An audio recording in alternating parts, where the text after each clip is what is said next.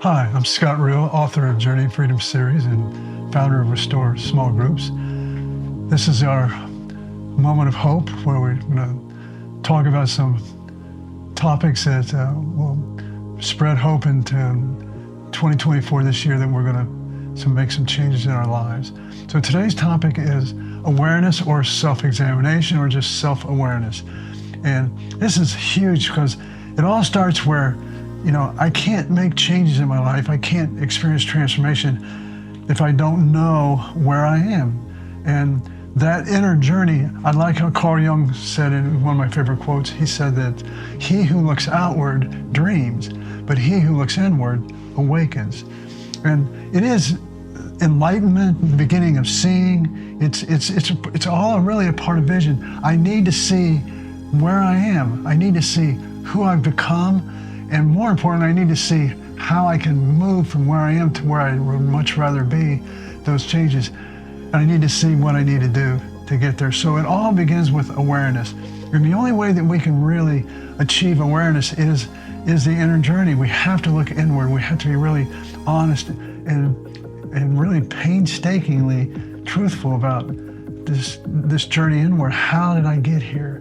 What I like to tell people when we're looking inward is, I don't want to look so much at what other people have done or present myself in a way that I've just been a victim to all this and I don't have any responsibility. No, I need to look at what I have been choosing to do, my response to the life, even if things have happened to me that are not fair and unjust. And these things happen all the time in life. Get sick, and just circumstances can be very difficult and out of my control. But how I choose to respond to those and be responding to life, that is my responsibility. And we don't take responsibility, we're going to be in denial. And what denial is, I don't have a problem if my wife changed, if my husband changed, if my boss changed, if my family would have been different, if God would have given me a better deal. The problem remains outside of us. We don't have to take responsibility. That's what we call denial the great enabler. It just enables us to continue to do the same things. So it all begins. There can be no transformation without awareness. I need to see where I am, how I got there, and what I'm responsible for. And I just love the thought of enlightenment. I need to be awakened and see what I've been doing. And more importantly, in my part of awareness, that I like to see the transition then, is awareness of, where do I want to go? Who do I want to become? And what's going to be involved in that process? What do I need to do to get from where I am to where God and I want me to be? And what is my responsibility and to work at that? There can be no transformation, there can be no change without the beginning of seeing where I am and how I got here. And it all begins with awareness. Awareness begins the path.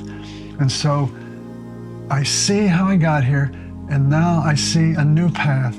And I'm going to get on that path with God. And every day, we have a saying, which I'm going to use here again to close, stay on the path. And that is so important, that I see a new pathway. I see a new pathway. I'm aware of how and what changes I need to make and what is involved in this path with God. And I'm going to get on it. And I'm going to stay on it every try, with the help of other people and the help of God. I'm going to stay on it every day. And that's how we move towards transformation. But it all begins with seeing how I got to where I am, and then more importantly, what I need to do with God's help to move, and others to move from where I am to where I want to be, and get on that path and stay on it every day, and we'll be on our way. So remember, we're better together, and stay on the path. God bless you.